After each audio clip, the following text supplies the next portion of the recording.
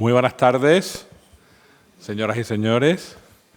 Excelentísimo señor presidente de la Real Academia Sevillana de Ciencias, excelentísimo señor presidente del Instituto de Academias de Andalucía, ilustrísimo señor secretario de la Real Academia Sevillana de Ciencias, ilustrísimos y excelentísimos académicos, profesores, señoras y señores.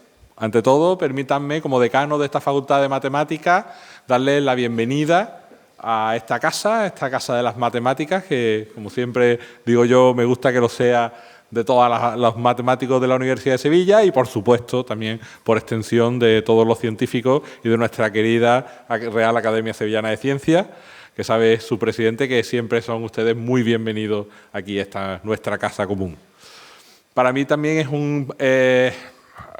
un momento también especialmente grato el que sea un acto de ingreso de un nuevo académico, que creo que siempre es un acto de celebración por el reconocimiento que supone y también por el agradecimiento previo al nuevo académico por la magnífica labor que seguro que llevará a cabo dentro de la academia.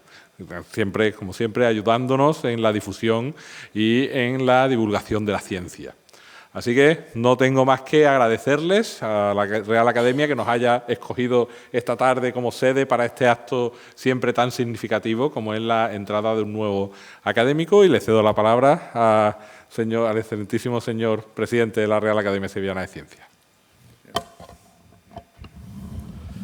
Muchas gracias, señor decano, querido Alfonso de la Facultad de Matemáticas, excelentísimo señor presidente del Instituto de Academias, ilustrísimo señor secretario de la Real Academia Sevillana de Ciencias, excelentísimo señor expresidente, presidente anterior José Luis de Justo, compañeros académicos, amigos, señoras y señores.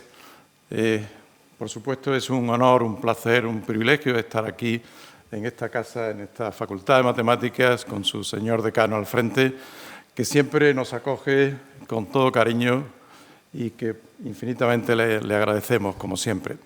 Bien, vamos a dar comienzo al acto de toma de posesión de un nuevo académico en la Real Academia Sevillana de Ciencias. Siempre es un motivo de orgullo, de satisfacción y de celebración, por supuesto, que el ingreso de un nuevo académico en nuestra academia, y por consiguiente, con ese ánimo, con esa alegría, vamos a celebrar este acto de ingreso.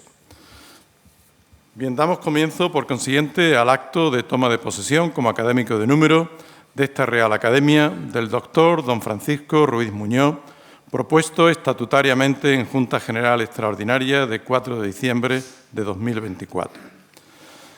El señor secretario va a dar lectura de la parte del acta correspondiente al punto del orden del día en el que se aprobó la propuesta.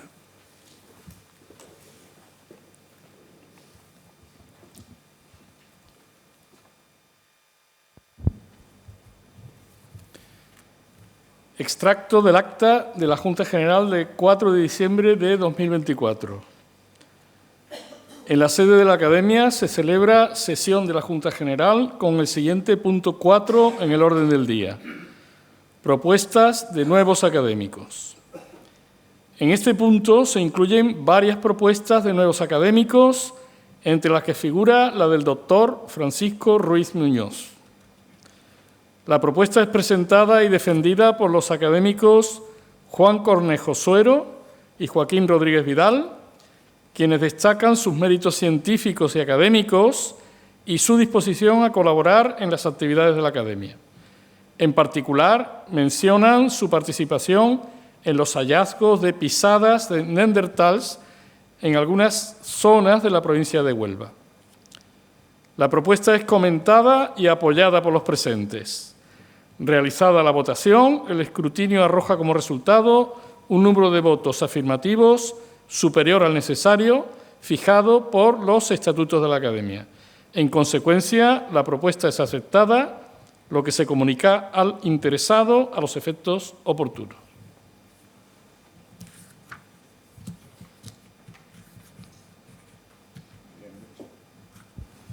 Muchas gracias, señor secretario.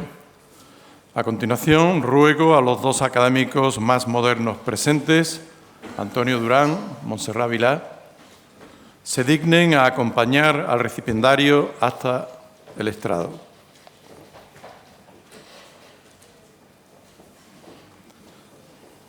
Nos ponemos en pie para recibir al nuevo académico.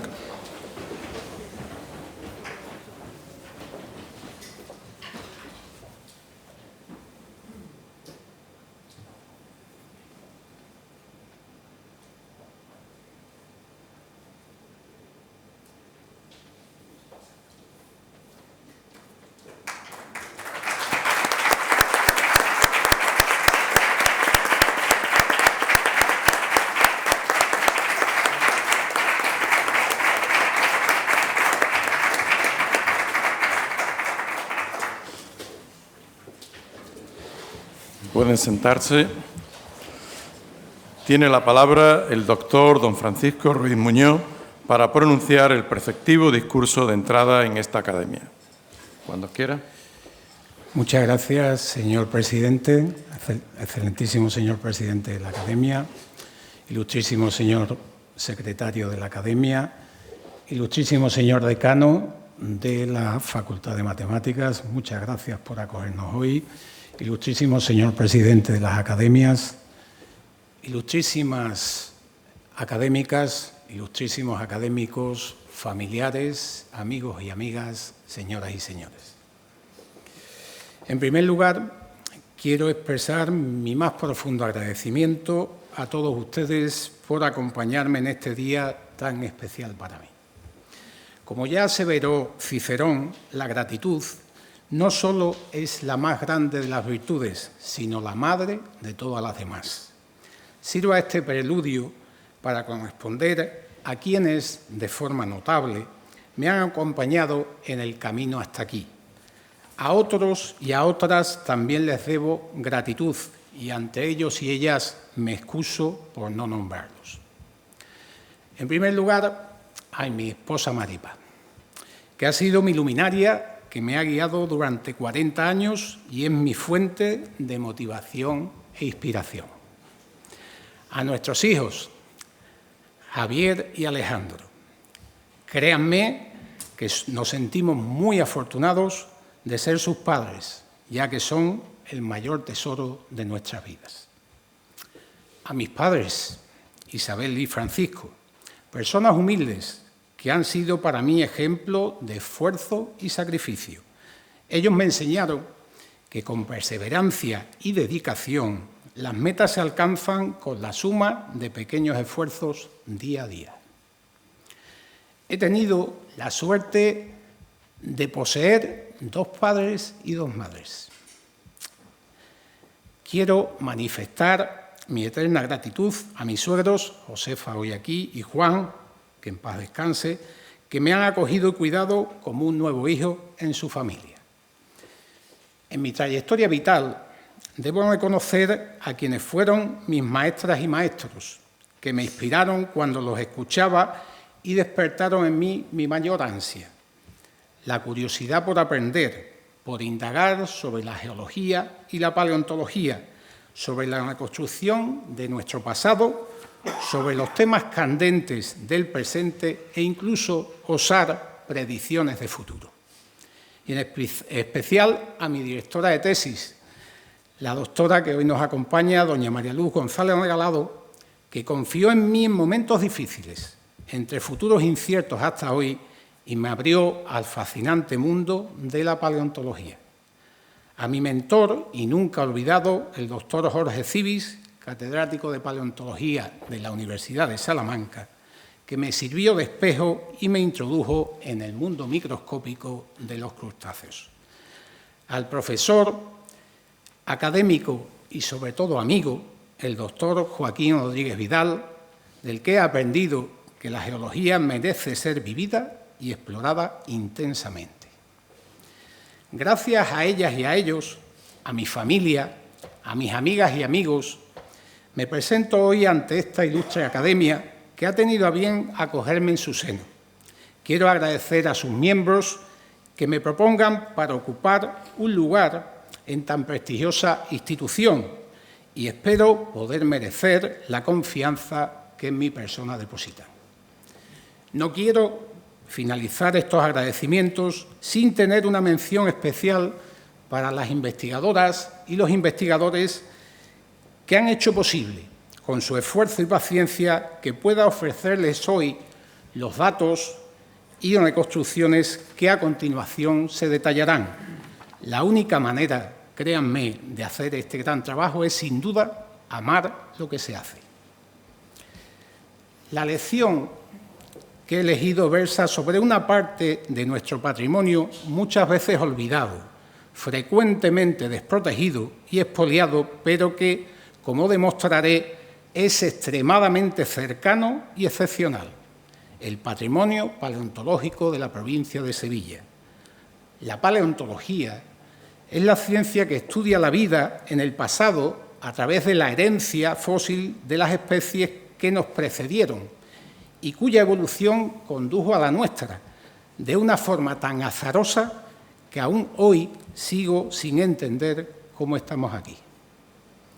Si la vida se resumiera en 24 horas, el ser humano habría aparecido en los últimos 30 segundos. En sentido matemático, permítamelo, señor decano, la existencia de Homo sapiens es una anomalía, una extrañeza en la historia de la vida. Si aún pervivimos, esta ciencia nos enseña a ser más humildes, más comedidos y a buscar el mejor futuro para generaciones venideras a través del conocimiento de los avatares que se han sucedido durante más de 3.500 millones de años. Aunque en sí pueda parecer una contradicción, una paleontóloga, un paleontólogo deberían estar inexorablemente en cualquier equipo que quiera inferir mínimamente el devenir de nuestra especie y de nuestro planeta, ya que conocer el pasado es ineludible para comprender el presente y proyectar el futuro. Tenemos una notable experiencia en repercusiones planetarias de temas tan actuales como el clima o las oscilaciones del nivel del mar. Esta historia de la vida, que vamos a esbozar apenas levemente en esta lección, está ligada inexorablemente con la evolución de nuestro planeta, a sus orogenias o a la aparición y muerte de océanos y estrechos. Se centrará en el tiempo comprendido entre las 20 y las 24 horas de este reloj. Es decir, les pido que me acompañen en una visita a los últimos 540 millones de años. Este intervalo temporal se divide en 3 eras geológicas: el Paleozoico, desde hace 540 millones de años, hace 250, el Mesozoico, entre los 250 y los 65, y el Cenozoico, desde los 65 hasta la actualidad. En él se han sucedido diversos eventos de expansión y diversificación de la vida, muchos de ellos inmediatamente posteriores a algunas de las grandes extinciones que la amenazaron gravemente, como la extinción permo-triásica, que acabó con el 90% de la vida en nuestro planeta. El registro de estas eras es amplio y diverso en la provincia de Sevilla. Por ello, me centraré en 10 actos que pretenden dar una luz de una fracción mínima de su patrimonio, que es, sin duda, parte de nuestra identidad.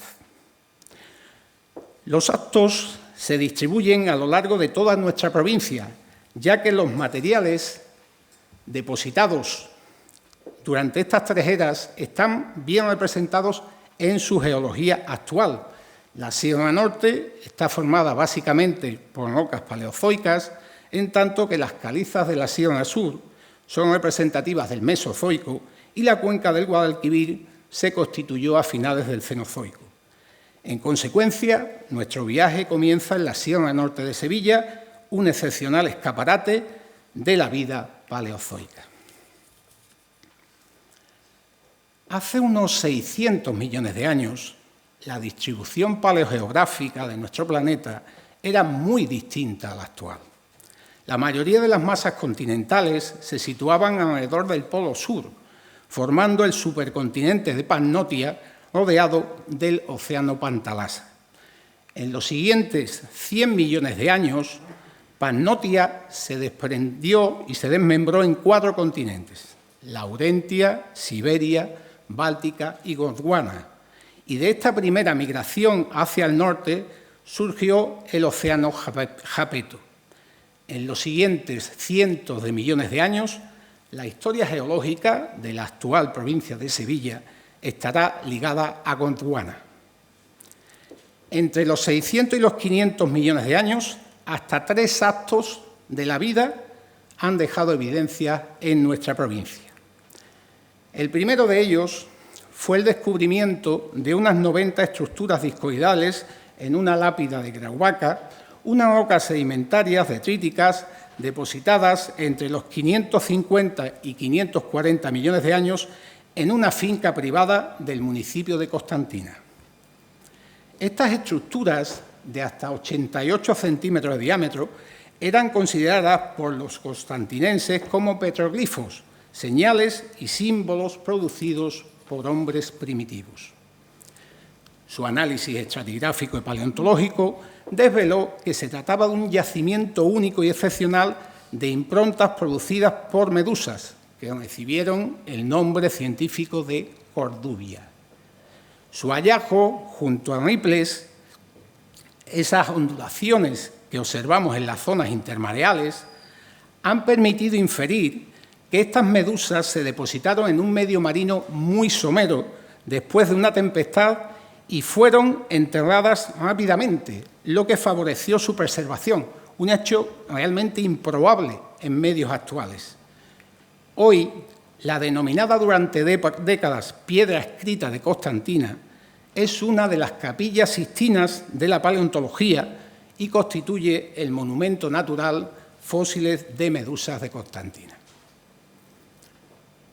El segundo acto nos remonta a unos 10 millones de años después, hace unos 530 millones de años, y se encuentra en el cercano Cerro del Guión, situado entre los municipios de San Nicolás del Puerto y Constantina. Este paraje singular está conformado básicamente por calizas depositadas en un ambiente marino somero de aguas transparentes y cálidas, similar al actual Caribe. Estas calizas emergieron posteriormente y su progresiva meteorización dio lugar a la aparición de un paleokarst, cuyas cavidades fueron rellenándose sobre todo por minerales de hierro. Estos minerales fueron explotados durante la época romana y a gran escala desde finales del siglo XIX hasta finales del siglo XX. El drenaje de la fábrica de tabaco o la estructura del célebre puente de Triana proceden de esta mina. En el registro fósil del Cerro del Guión destacan diversos cortes de unas estructuras subcirculares pertenecientes a las murallas unidas por cestos de los arqueociatos, organismos extintos que vivieron fijos al fondo marino en medios arrecifales exclusivamente entre los 540 y 500 millones de años. En consecuencia, son excelentes marcadores tanto de la edad de las rocas que los contienen como del medio ambiente en el que se depositaron. Estas son algunas de las aplicaciones más importantes de los fósiles. Durante estos 40 millones de años, estos organismos coexistieron en estos arrecifes con cianobacterias, cuya presencia quedó testificada con los abundantes estromatolitos presentes en esta zona, estructuras laminares que crecieron adheridas al fondo marino y constituyen en el Cerro del Hierro algunos de los primeros arrecifes en la historia de la Tierra, y de su importancia geológica y paleontológica da fe su inclusión entre los monumentos naturales de Andalucía. La crónica del tercer acto comenzó en 1938, con el descubrimiento de fósiles en la antigua estación de Alanís y la posterior publicación de su estudio en 1940 por Emma y Rudolf Richter, un matrimonio alemán de gran prestigio científico. Numerosas publicaciones posteriores pusieron de manifiesto la riqueza de las llamadas capas abigarradas de Alanís, en trilobites, un grupo de artrópodos extintos exclusivos del Paleozoico. Este registro es uno de los más antiguos de la península ibérica e incluye más de 20 especies. Algunos de sus nombres científicos aluden a nuestra región, como por ejemplo Saucianda andalusiae. Estas especies vivieron en los mares someros próximos a Gondwana, que durante este periodo ocupaba las partes ecuatoriales de nuestro planeta. La migración de las tierras emergidas continuó hacia el norte en los siguientes 100 millones de años, con la aparición de los océanos Noéico y Paleotetis, debido a las complejas fuerzas tectónicas que interactuaban sobre las placas corticales. En este contexto se enmarca el cuarto acto, cuyo descubrimiento vino ligado en gran medida a una de las características recurrentes de nuestro clima, una pertinaz sequía.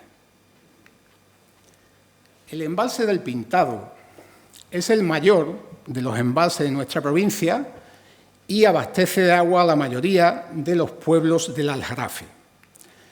Durante los periodos secos, su periferia quedó expuesta y permitió el estudio de rocas normalmente sumergidas, que alumbró un magnífico registro fosilífero.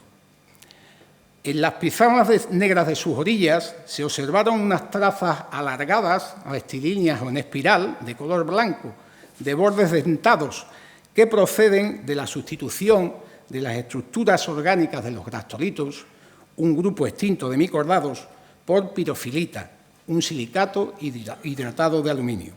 Además, aparecieron placas de los pedúnculos de los crinoideos, un grupo de equinodermos que aún pervive y son conocidos como los lirios del mar. Las especies presentes de ambos grupos se caracterizaban por tener flotadores que permitían su desplazamiento y su extensión geográfica en los mares próximos a Gondwana. La calidad de este registro fósil, unida a la presencia de otros grupos en una sección situada en la ribera norte del pantano, la definen como uno de los mejores yacimientos de fósiles marinos del Paleozoico a nivel mundial y ha propiciado que fuera seleccionada recientemente por la Unión Internacional de Ciencias Geológicas como el estratotipo para la base del piso telichiense, entre 438 y 437 millones de años, el séptimo a nivel nacional y el primero de Andalucía. 100 millones de años después, durante el periodo carbonífero, prosigue la migración continental hacia el norte de nuestro planeta. La zona que ocupará en el futuro la provincia de Sevilla se encontraba en medios tropicales, sometidos a un clima cálido y húmedo. Es en este escenario donde se desarrolló el quinto acto de nuestra historia. La documentación histórica constata que ya en los albores del siglo XVII se extraía carbón de la mina de la Reunión, en el término actual de Villanueva del Río y Minas. Estas minas estuvieron activas hasta el último tercio del siglo XX y abastecieron, entre otros, a la Real Maestranza de Artillería de Sevilla. De su longeva actividad nos hablan sus escombreras, donde se esconden tesoros fósiles. Estos vestigios de una explotación pretérita contienen aún una notable colección de restos vegetales correspondientes a antiguos precursores de nuestros actuales helechos. Por ejemplo, esta abundante cobertura vegetal se desarrolló en un ambiente pantanoso bajo un clima cálido y húmedo. Su descomposición y sepultura, unidas a un aumento de presión y temperatura, ocasionó la formación de las vetas carboníferas. En los siguientes millones de años, el clima se enfrió progresivamente, pero aún existen evidencias vegetales de este periodo, como el árbol descubierto en Almadén de la Plata en 2005, que se exhibe en el Centro de Visitantes Cortijo el Berrocal. El ejemplar de Araucaria conífera fue fosilizado por una erupción volcánica hace unos 300 millones de años y es uno de los 5 únicos árboles fósiles de esta época en todo el mundo. Tiene una longitud de 21 metros, pesa 12 toneladas y revela un antiguo paisaje boscoso similar al observado hoy en algunas regiones de Chile. Este excepcional registro fósil, mostrado en estos 5 primeros hitos, se une a la singular geología que atesora el norte de la provincia de Sevilla, que también incluye una notable diversidad de lugares de interés histórico y natural, como yacimientos megalíticos, cascadas, canteras, etc. Por lo tanto, la Sierra de Sevilla, la Sierra Norte, por todo ello, entró a formar parte de la red de geoparques de la UNESCO en 2011. Al inicio de la era mesozoica, que abarcó entre los 250 y los 65 millones de años, las masas continentales estaban agrupadas en la Pangea II, un macrocontinente que se extendía por los 2 hemisferios. El comienzo de su fragmentación ocasionó el nacimiento del Océano Atlántico por su parte central, en tanto que los océanos Pacífico y Tetis bañaban sus costas exteriores. La actual ubicación de la provincia de Sevilla se encontraría en un medio marino, cuyos depósitos se distribuyen por sus sierras meridionales pertenecientes a las cordilleras béticas. En ellas se enclava el sexto acto, que coincidió en el tiempo con el dominio de los dinosaurios, de los que desgraciadamente no tenemos registro en esta provincia. Las zonas más elevadas de estas sierras están constituidas por calizas, frecuentemente utilizadas para la obtención de cemento y cal o como material de construcción, tanto de piedra estructural como para piedra ornamental. Sirva como ejemplo los zócalos de la calle San Pedro de Osuna, declarada la calle más bonita de Europa por la UNESCO. Algunos estratos calizos presentan un color rosado característico y constituyen una facies especial, denominada ammonítico roso. En ellas y en otras calizas infrayacentes son abundantes los moldes, sobre todo internos de los ammonoideos, una clase de cefalópodos casi extintos cuya concha estaba enrollada en espiral y tabicada mediante sextos, de los que se han descrito más de 50 especies distintas. También son frecuentes otros grupos de cefalópodos, los belemnoideos, similares a los calamares. Ambos grupos de cefalópodos eran depredadores activos que cazaban en la columna de agua. Sus principales yacimientos se encuentran en antiguos umbrales submarinos, alejados de la costa, que se situaría al norte. A finales del Mesozoico, el sur de la provincia se encontraría entonces en una zona oceánica abierta. El final de esta era marcó la apertura del Atlántico Sur con la disyunción de América del Sur y África, cuyos fósiles fueron claves para el desarrollo de la teoría de la deriva continental de Wegener, base de la tectónica de placas que posteriormente explicará más adecuadamente cómo se estructura la litosfera de nuestro planeta.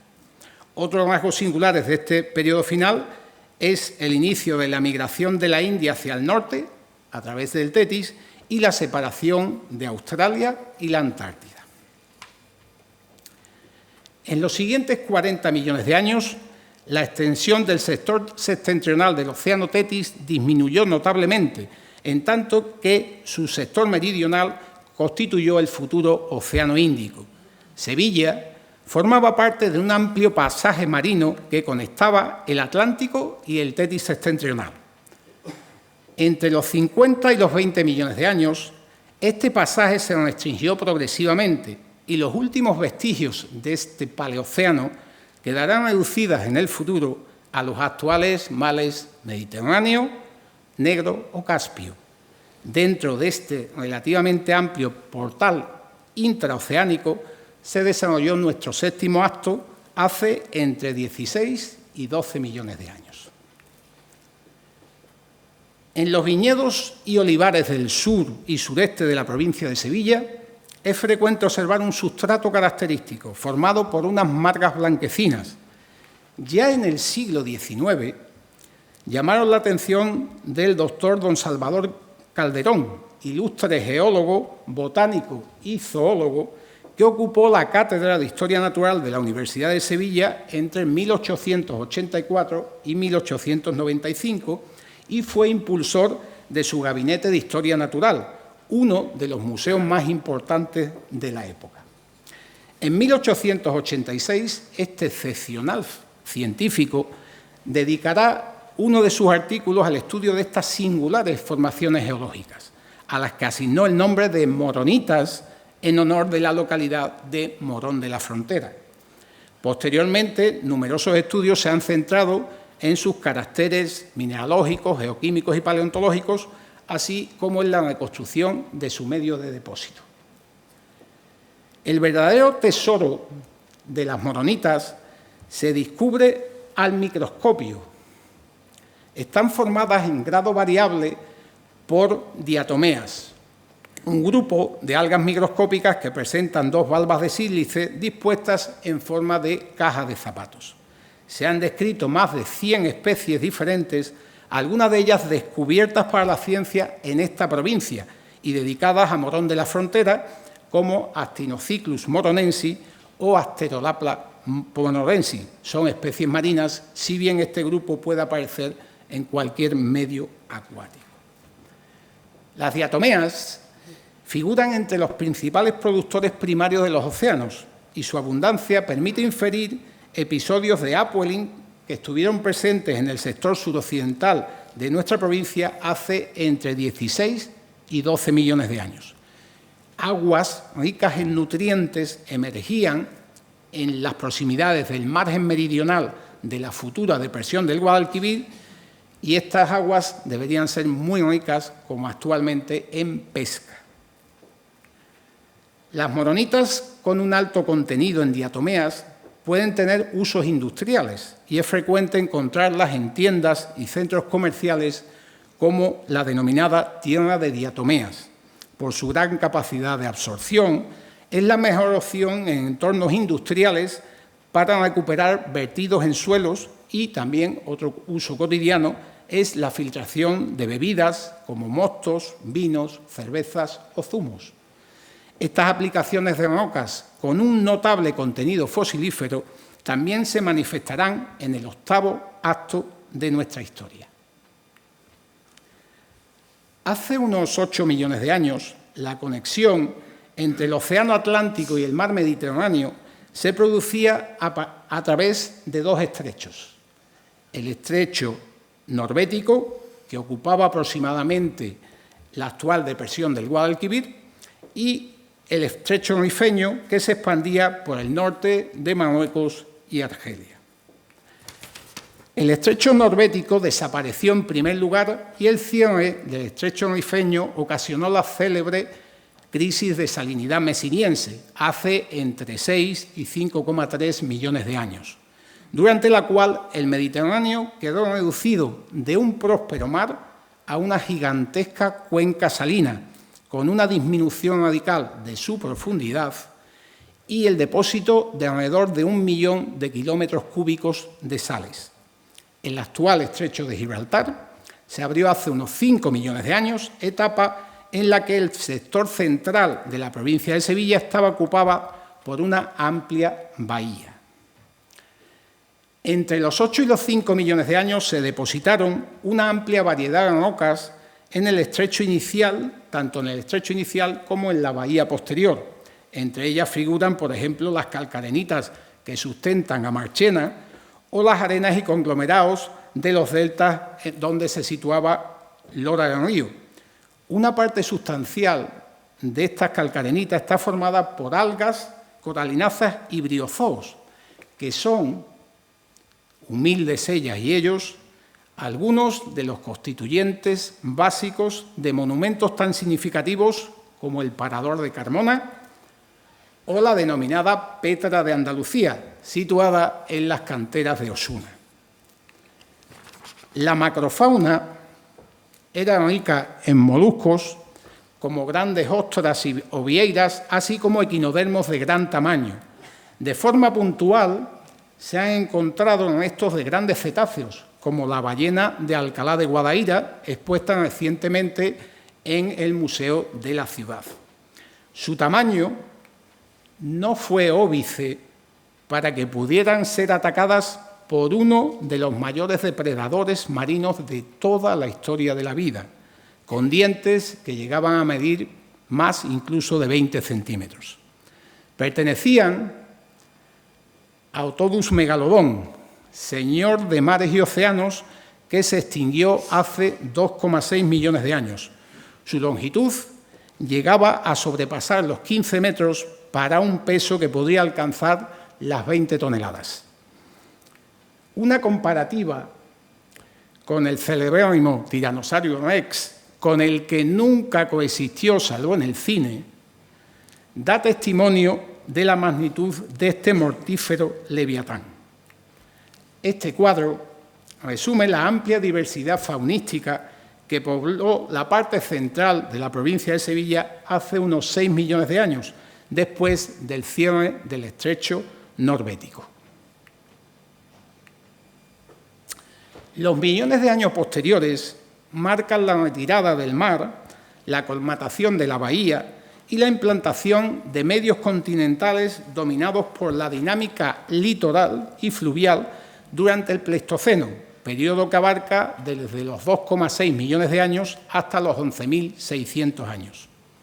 Una característica de este intervalo es el depósito de distintos niveles de tenazas, algunos de los cuales son extremadamente ricos en grandes vertebrados, los grandes protagonistas del 9º acto. Una colección de ellos se encuentra expuesta en el Museo Arqueológico y Paleontológico Francisco Sousa de la Rinconada, con una edad comprendida entre los 500.000 y los 250.000 años. Entre ellos, cabe destacar los enormes colmillos de Paleolexodon antiguus, un proboscideo que llegaba a alcanzar los 4 metros de altura, con un peso estimado entre 6 a 7 toneladas. Junto a este elefante se han encontrado piezas dentarias de los mayores hipopótamos encontrados en la península ibérica, así como estructuras esqueléticas de uros, toros de gran tamaño y de caballos. Junto a otros restos de rinocerontes, bueyes primitivos o cebras, estos hallazgos nos permiten reconstruir la sabana que se extendía por esta provincia hace 400.000 años. El paisaje ha cambiado notablemente hasta la actualidad, donde se desarrolla el último acto de nuestra historia. Un paseo por la ciudad de Sevilla permite constatar que los fósiles son elementos estructurales de la mayoría de sus monumentos emblemáticos y contribuyen a su esplendor. En orden cronológico, la Plaza de España o la cercana Glorieta de San Diego conservan los moldes internos de ammonoideos que vivieron hace más de 140 millones de años. Las columnas que rodean la catedral presentan numerosos cortes nudistas, unos bivalvos que poblaron los arrecifes del Cretácico hace más de 65 millones de años.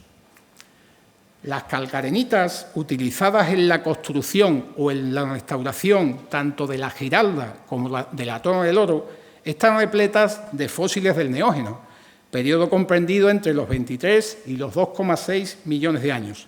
Entre ellos son muy abundantes los restos de bivalvos o erizos marinos. Finalmente, no hay mortal que no haya contemplado tantas faenas o bailes por sevillanas como los foraminíferos, minúsculos protozoos que son los constituyentes básicos del albero, de la maestranza o de la Feria de Sevilla, extraído de las canteras de Alcalá de Guadaira o Carmona. Pero esta historia no acaba aquí. Nuestro planeta es un ser vivo en continua evolución y la geografía que hoy contemplamos conocerá profundos cambios en el futuro. provocados por las fuerzas que inciden en el puzzle de las placas tectónicas. Esta provincia proseguirá su migración hacia el norte, una migración que comenzó hace 500 millones de años, y dentro de 250 millones de años, las brújulas no señalarán el norte magnético, marcarán el camino hacia Sevilla. Muchas gracias.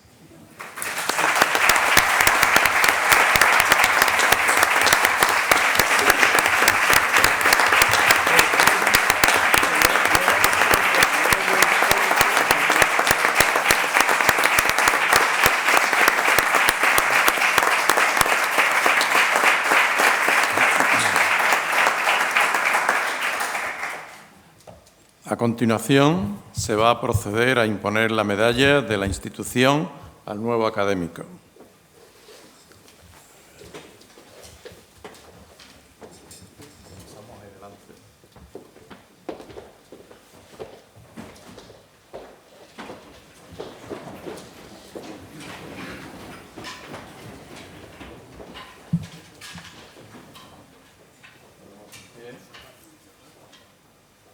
En nombre de Su Majestad, el Rey Don Felipe VI, y por el poder que me otorga en la Academia, tengo el privilegio de nombrarlo académico de número de esta Real Academia Sevillana de Ciencias.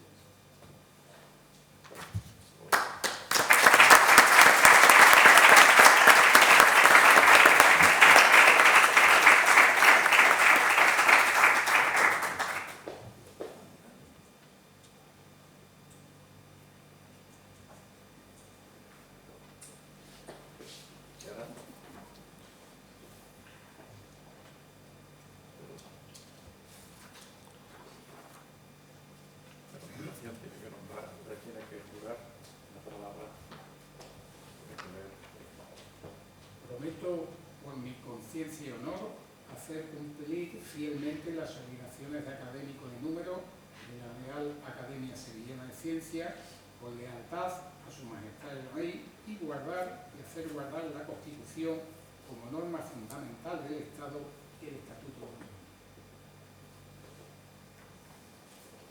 A continuación, le ruego abrace a los demás miembros de esta Real Academia y se sirva a ocupar el sitio que entre los primeros y las primeras le corresponde. Por aquí.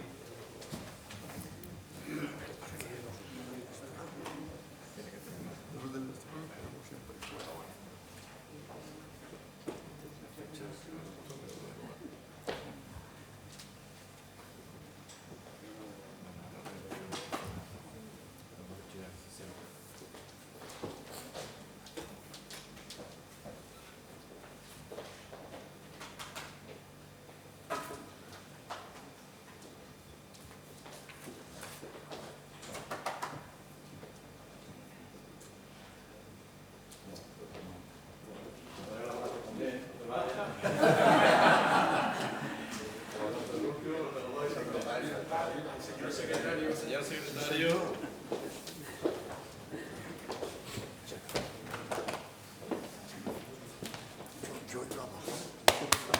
Muchas gracias.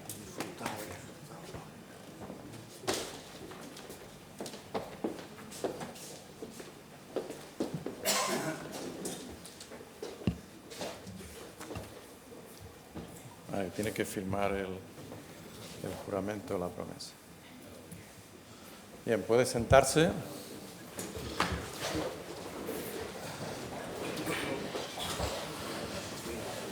Tiene la palabra el ilustrísimo señor don Joaquín Rodríguez Vidal, que en nombre de la Academia contesta al discurso del recipiendario.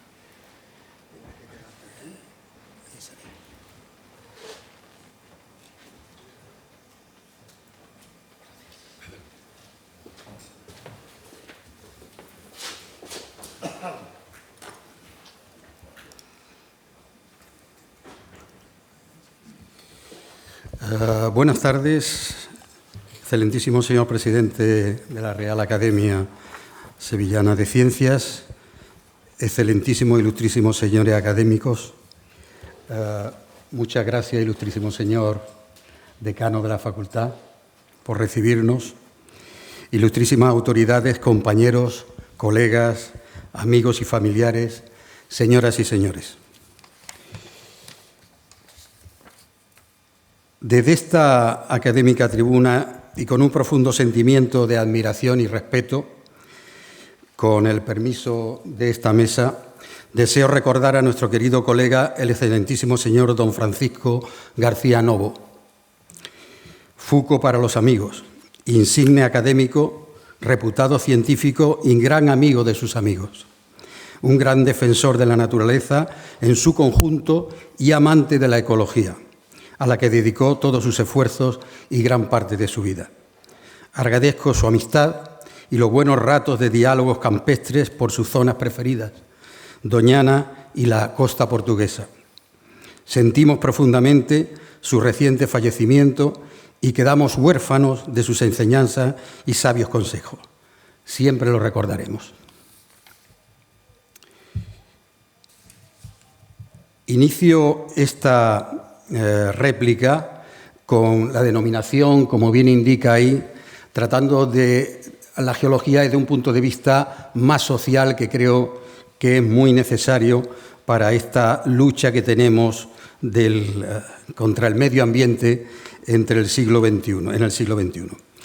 Quiero hacer extensiva a todos los presentes mi profunda satisfacción por la toma de posesión como académico de la Real Academia Sevillana de Ciencias de mi colega, el excelentísimo señor don Francisco Ruiz Muñoz, exrector de la Universidad de Huelva y eminente geólogo, un investigador de primer nivel y un docente de indudable calidad y vocación. Felicitar igualmente a sus familiares y amigos por compartir estos momentos de felicidad y honor científico. Todos los académicos hemos disfrutado de su magnífica y esclarecedora charla y después de escucharla simpática y agradable. Y estoy seguro seguiremos compartiendo sus amplios conocimientos geológicos y su buen hacer didáctico y gestor. Creo que, como se diría coloquialmente, y sobre todo en los ambientes futbolísticos, hemos hecho un buen fichaje. Nuestra sección académica de Ciencias de la Tierra necesita de juventud, iniciativa y emprendimiento, nuevas líneas de trabajo, investigación novedosa y divulgación adaptada a los nuevos tiempos.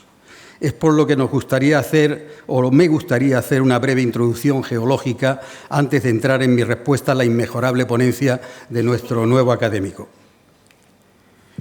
El estudio del planeta Tierra es el conocimiento de nuestro hogar, de su origen, de su historia, de su atmósfera cambiante y del porqué de su contenido y evolución biológica. La comprensión de estos conocimientos se nos hace frecuentemente difícil de asimilar, debido al reloj que utilizamos, que es de millones de años, y a las herramientas para calcular dichos tiempos geológicos. Pero más allá de la ley de superposición de los estratos que rige la comprensión de la historia estratigráfica terrestre, nos interesamos más recientemente por la evolución de los paisajes y los procesos climáticos y dinámicos que los modifican y transforman, creando un mundo, y no lo olvidemos, en permanente cambio. El desconocimiento de estas leyes naturales y la historia de los eventos terrestres nos llevan cada vez más a las alarmas desmesuradas, a noticias abrumadoras en los medios de comunicación y a los falsos conceptos sobre lo que significa la dinámica de los procesos geológicos, como por ejemplo las posibles variaciones drásticas del nivel del mar. El actual concepto de cambio climático, el rápido deshielo de los casquetes glaciares o la inversión de los polos magnéticos, por no hablar de las locuras aberrantes como el terraplanismo. Las distintas especies de homínidos que habitamos la Tierra en los 2 últimos millones de años nos hemos adaptado con naturalidad a los paisajes cambiantes y a su dinámica, con migraciones poblacionales e incluso con reubicación de asentamientos permanentes y de antiguas grandes urbes, si era necesario. La arqueología nos habla de ello. A lo largo de los últimos siglos, nuestra especie humana ha fijado dichos asentamientos en espacios geográficos bien definidos y ha tratado de controlar y manejar la dinámica geológica en su beneficio, creando canales, represando o desviando cursos fluviales, construyendo diques, puertos, etc. Esta fijación de las poblaciones ha motivado la interacción, a veces incontrolada, de los procesos extremos de la dinámica terrestre con dichos asentamientos y la aparición, por tanto, de los mal llamados desastres naturales. Ahí vemos un poco la migración como consecuencia de cambios climáticos, algo que ahora parece impensable, pero que ya se está produciendo. Y como consecuencia de cambios climáticos provocaron que la agricultura migrara desde el cercano oeste hacia el resto de Europa y Asia. Ya en el siglo XVI, Francis Bacon reflexionaba sobre estos procesos naturales, sugiriendo que solo podemos dominar la naturaleza si la obedecemos, algo impensable para nosotros hoy en día.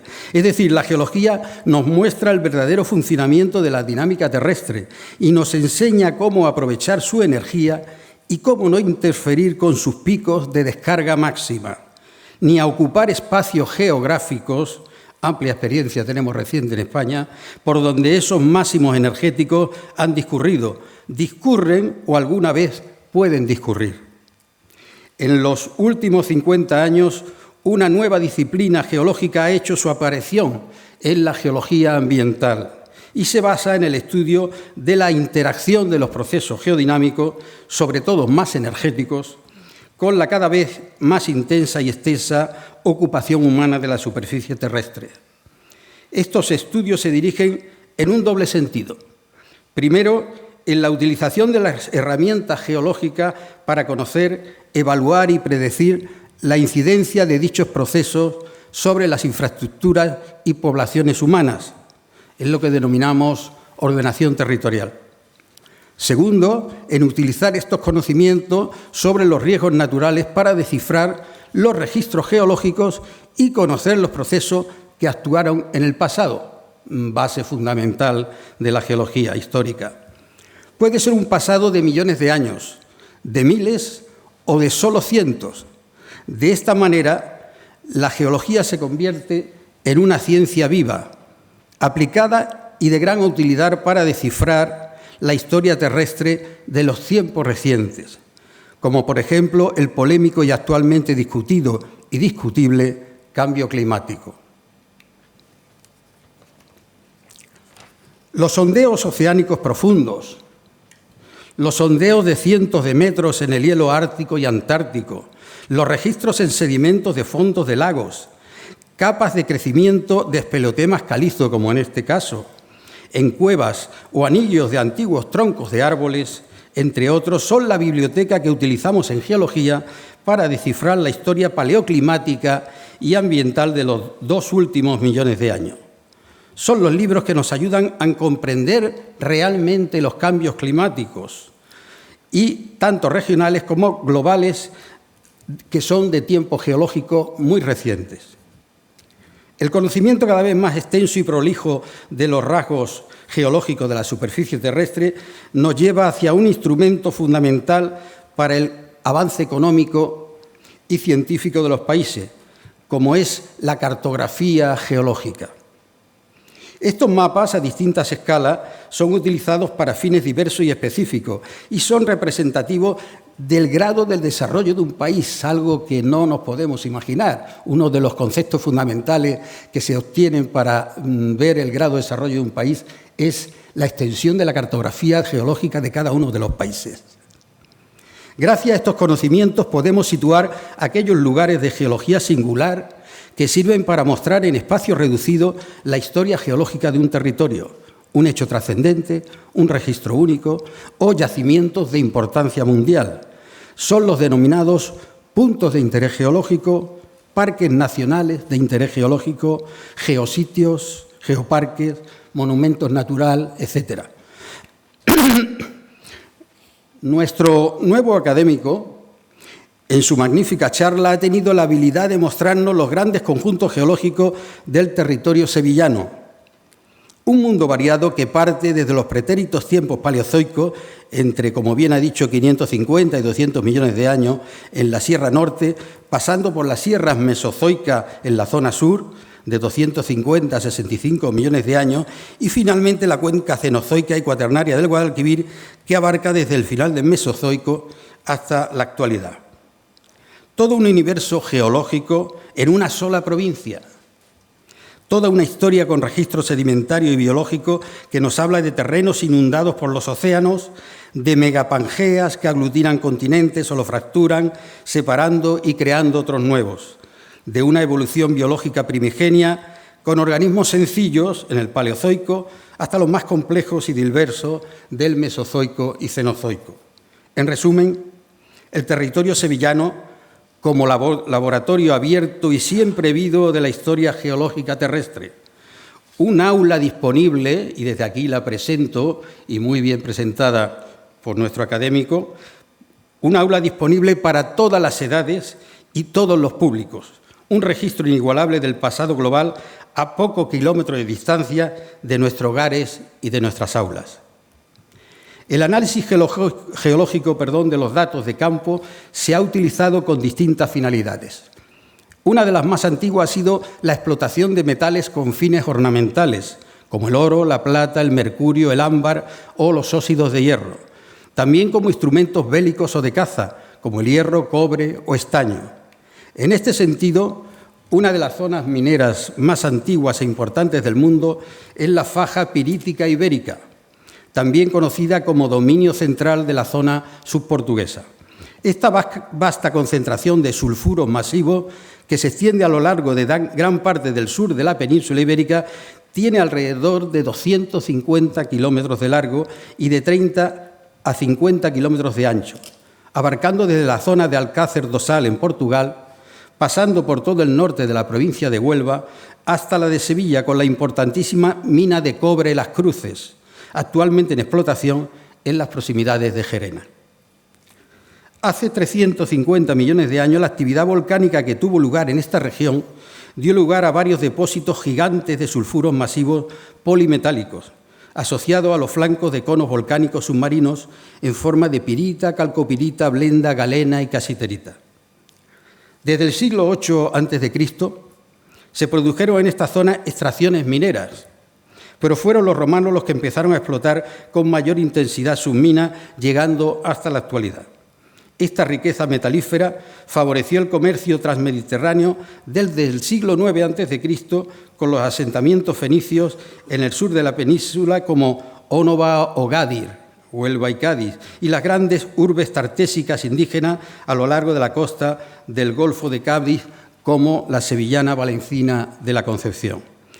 Y el interior, por supuesto, de Sierra Morena, Tejada la Vieja en Huelva y Casa del Turuñuelo en Badajoz, ejemplos únicos en el mundo. Esta historia geológica paleozoica, como bien sabemos, ha sido y es fundamental en el desarrollo económico y cultural del suroeste peninsular y de las provincias de Huelva y Sevilla. Pero su investigación y conocimiento detallado es el fruto del trabajo arduo y minucioso de muchos geólogos que han ido descifrando las entrañas de estas sierras tan antiguas. Frutos recientes de estas investigaciones son los maravillosos puntos de interés geológico y paleontológico descritos por nuestro académico, don Francisco Ruiz Muñoz, como son las medusas de Constantinas, los arrecifes del Cerro del Hierro, los trilobites de Alanís, los graptolitos del embalse del Pintado o los árboles y vegetación fósiles de Villanueva del Río y Minas. Un recorrido de ejemplos únicos en el mundo y que nos sumergen en los mares y las costas del primitivo Paleozoico. A pesar de su singularidad paleontológica, estos y otro grupo de fósiles han permitido que reconstruyamos los paleoambientes de cada época geológica y asignemos una edad a cada conjunto estratigráfico, lo que el profesor Ruiz Muñoz ha denominado en su discurso la historia de la vida en 10 actos. En nuestra Sierra Norte, los principios de la vida han sido siempre de origen marino, al igual que ocurrió en el resto del planeta, y los 4 primeros actos discurren en la primera mitad del Paleozoico, entre 550 y 430 millones de años, es decir, entre el Cámbrico y el Silúrico. La vida surgió en el mar, y aquí tenemos las magníficas y enormes improntas de medusas de Constantinas, una playa de comienzos del Cámbrico, donde quedaron varadas y hoy expuestas casi un centenar de ellas, y donde posiblemente fueron expulsadas por fuertes tormentas que la acumularon en las orillas del primigenio continente de Gondwana. Este yacimiento de importancia mundial reposa actualmente a la intemperie y, por qué no decirlo, al capricho de cualquier actuación desaprensiva que decida modificarlo, extraer ejemplares para el coleccionismo o incluso destruirlo. Nuestra historia merece ser cuidada, protegida y expuesta para el disfrute de todas las personas interesadas, principalmente de los locales, de los sevillanos, que en su mayoría creo desconocen. Simultáneamente, en estas costas cálidas y tropicales del Cámbrico inicial se formaron potentes espesores de arrecifes calcáreos, una forma inicial de vida, con capas de estromatolitos y barreras de arqueociatos. La emersión y muerte de estos organismos facilitó la disolución y carstificación de las calizas y la formación de un paisaje único en su género. Es el conocido Cerro del Hierro, incluido como monumento natural de Andalucía, y del que se puede disfrutar circulando por caminos recónditos y paisajes mágicos, recomiendo a quien no lo conozca, dignos de películas como Avatar o Parque Jurásico. Estos y otros ejemplos singulares expuestos magistralmente por el doctor Ruiz Muñoz, además de paisajes y afloramientos estudiados en la Sierra Norte, forman parte de un geoparque que merece ser visitado y disfrutado, apto para convertirse en un aula al aire libre de la historia geológica primigenia de nuestra provincia. Sobre este gran complejo paleozoico que conforma el borde meridional de la meseta ibérica, los grandes conjuntos sedimentarios mesozoicos y cenozoicos del antiguo mar de Tetis se emplazaron sobre las placas de Iberia y Alborán, con un desplazamiento hacia el oeste y norte, donde los cabalgamientos y grandes pliegues estructuran las cordilleras béticas, que en su sector sevillano se denominan familiarmente como la Sierra Sur. Son elevaciones montañosas, como en este caso, de escasa entidad, donde resaltan las calizas marinas de edad jurásica que sobresalen sobre relieves suaves de rocas carbonatadas, cretácicas y arcillas, margas y yeso del Triásico. Aunque en estos tiempos de Pangea el mundo estuvo dominado por los dinosaurios, los estratos calcáreos de esta sierra no han sido capaces aún de mostrarnos sus restos fósiles ni evidencia de rastros o pisadas, como en este ejemplo. Suponemos que futuras investigaciones paleontológicas y trabajos geológicos más detallados sacarán a la luz, sin lugar a dudas, evidencias claras del pasado de estos gigantes por la geografía de nuestros antiguos mares y costas mesozoicas.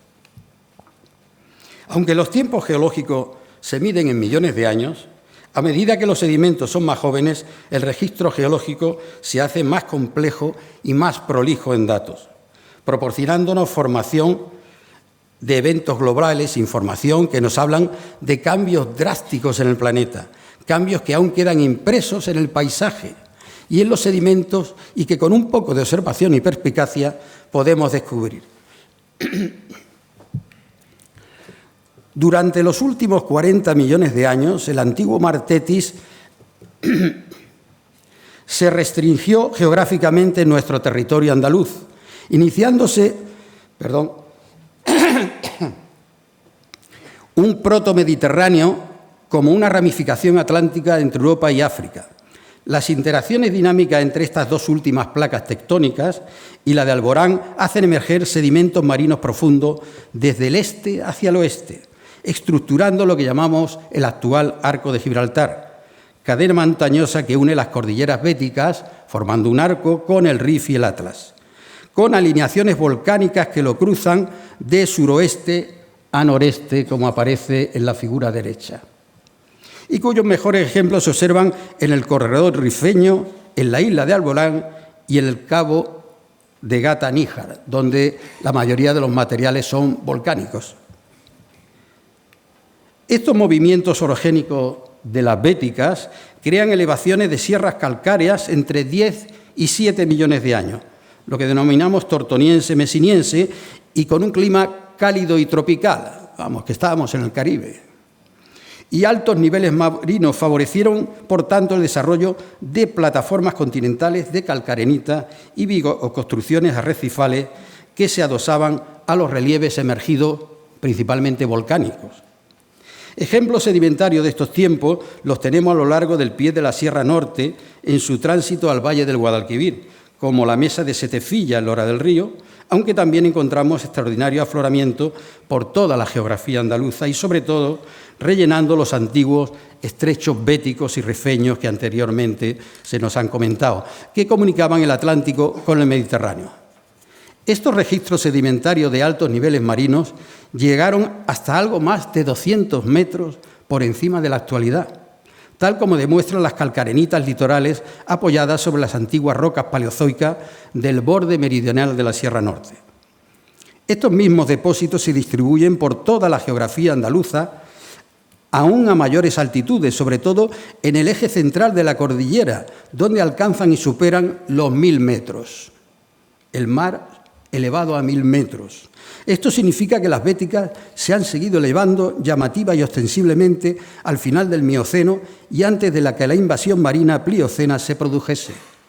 Es decir, el marcado relieve y desnivel entre el nivel del mar y las cumbres serranas, como Sierra Nevada, además del profundo encajamiento de sus valles, son geológicamente, curiosamente, de época muy reciente.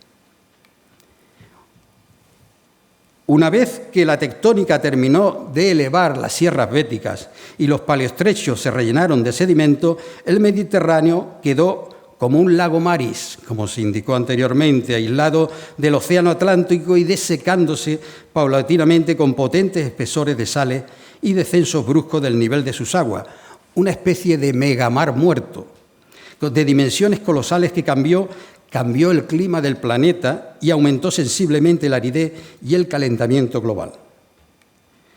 Pero el bajo nivel de sus aguas, hasta 2000 metros por debajo del nivel atlántico, junto con las elevadas cadenas montañosas alpinas que lo circundaban, favoreció la erosión remontante de su río afluente, entre los que se encontraba el pequeño río de Alborán,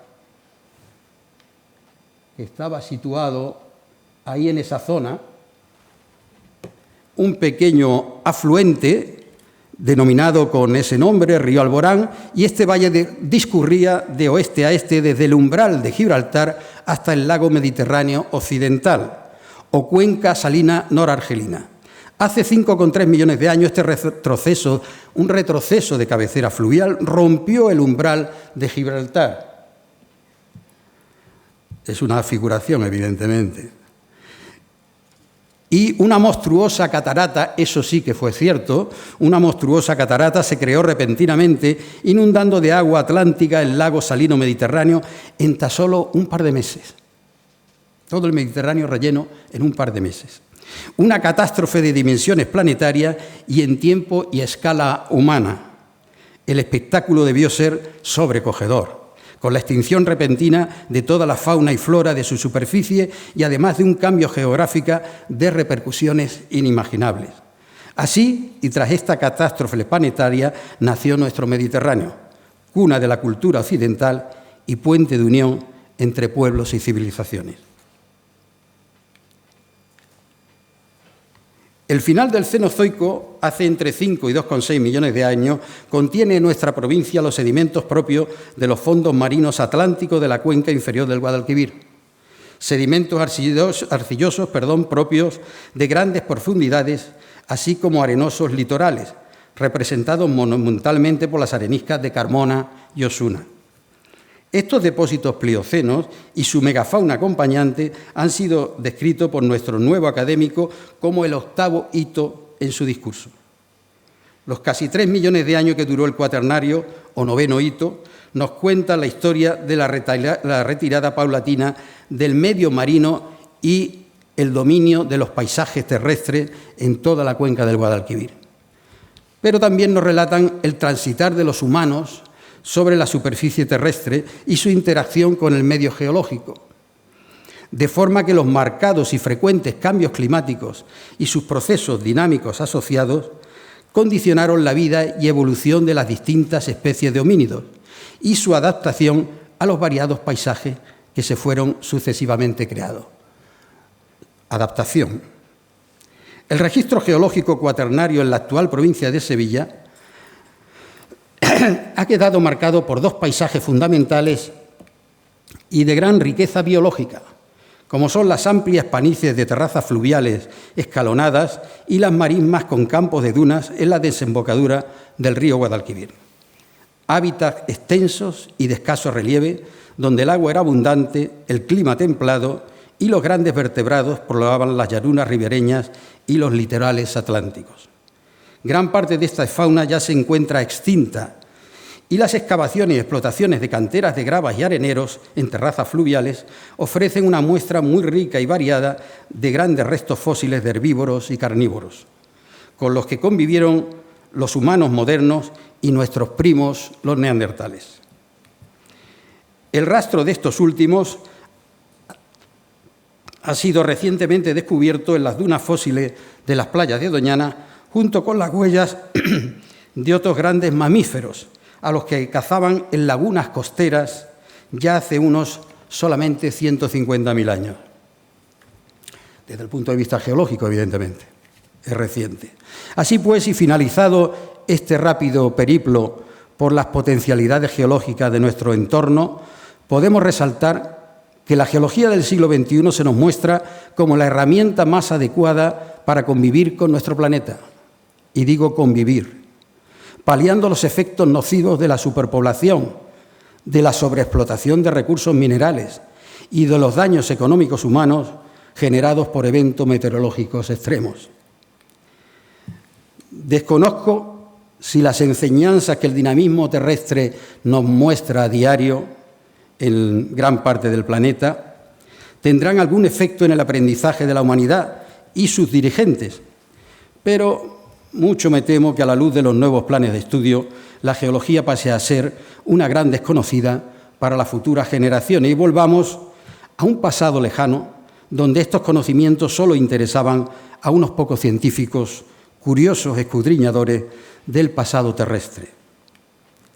Y ya para terminar, me gustaría resaltar que la contribución, por tanto, de esta nueva geología no se centra tan solo en la explotación de los recursos naturales, sino en ayudar al ser humano a comprender el territorio que habita. Muy importante, comprender el territorio que habita, desentrañar cuál ha sido su historia, ensalzar sus valores naturales y aprender a utilizarlos adecuadamente, evitando atrocidades antinatura que favorezcan los riesgos y desastres de la dinámica terrestre, es decir, entender la naturaleza para convivir con ella. Muchas gracias.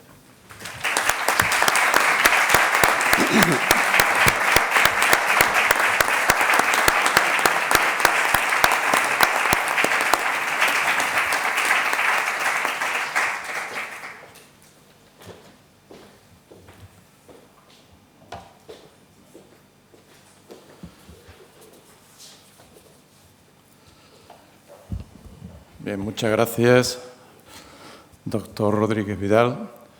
Mis palabras, lógicamente, tienen que ser de bienvenida. Bienvenida al nuevo académico y, por supuesto, de enhorabuena también. Enhorabuena por la magnífica conferencia, el magnífico discurso de ingreso que hago extensivo también al doctor Rodríguez Vidal en su contestación.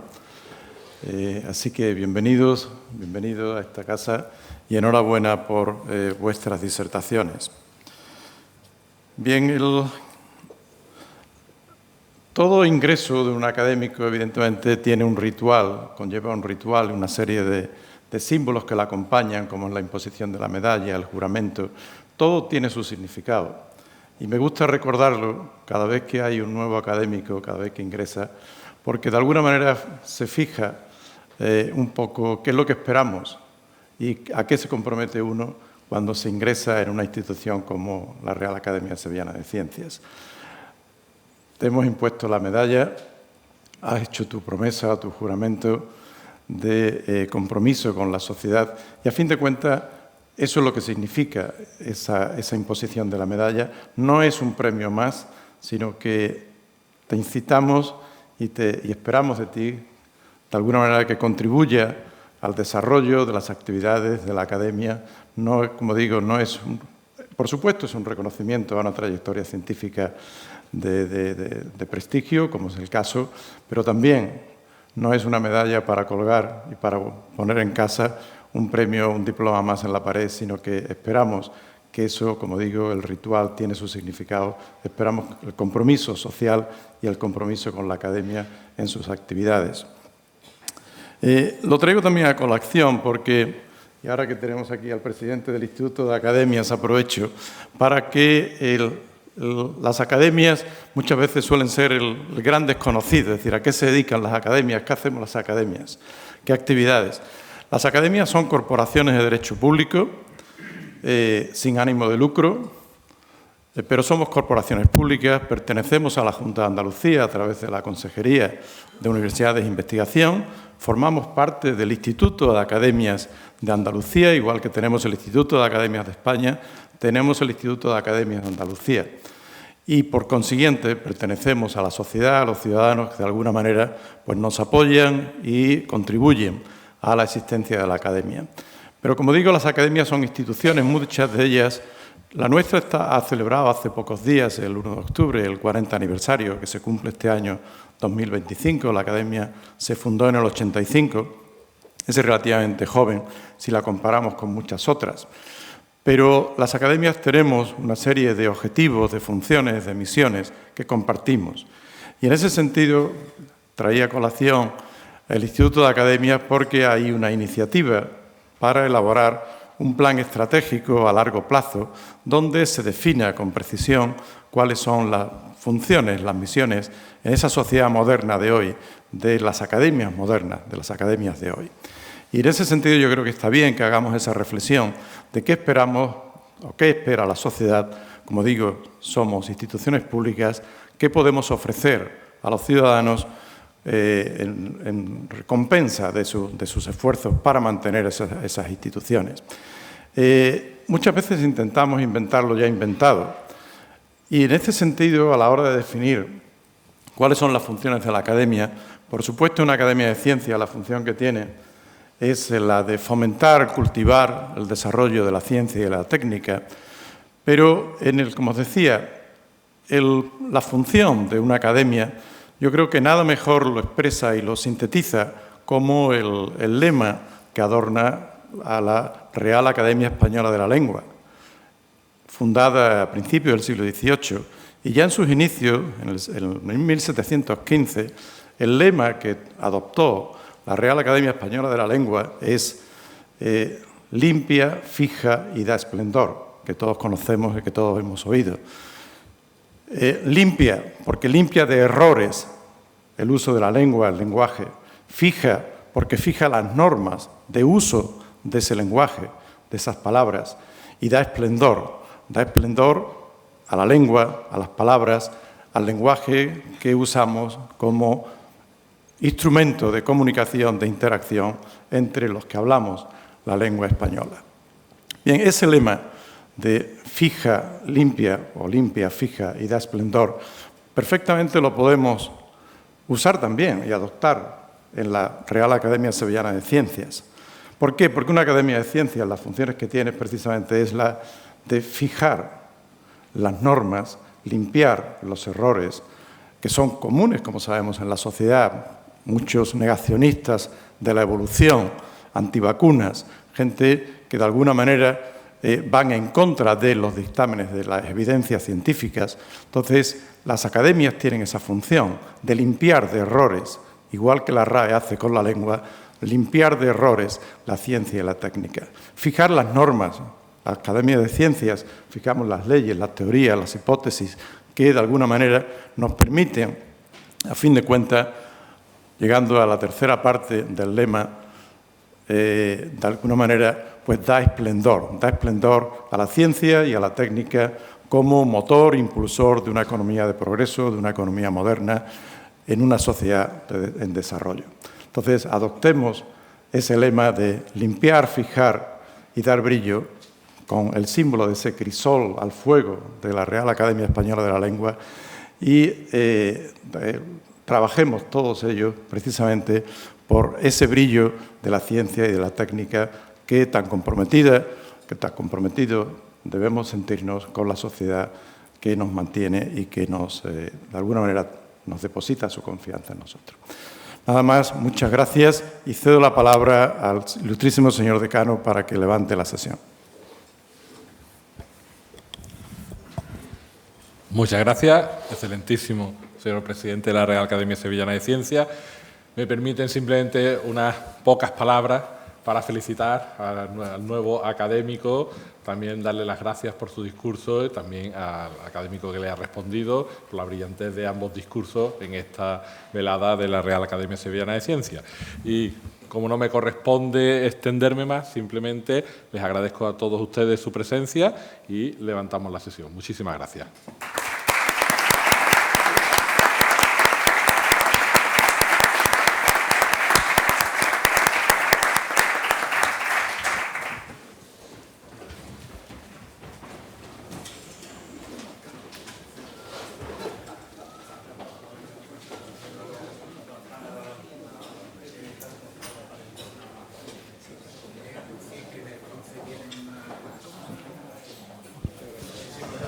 Me dicen aquí el nuevo académico que en el bronce nos invita a una copa.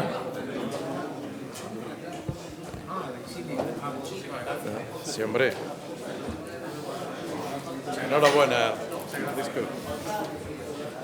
Muy bien.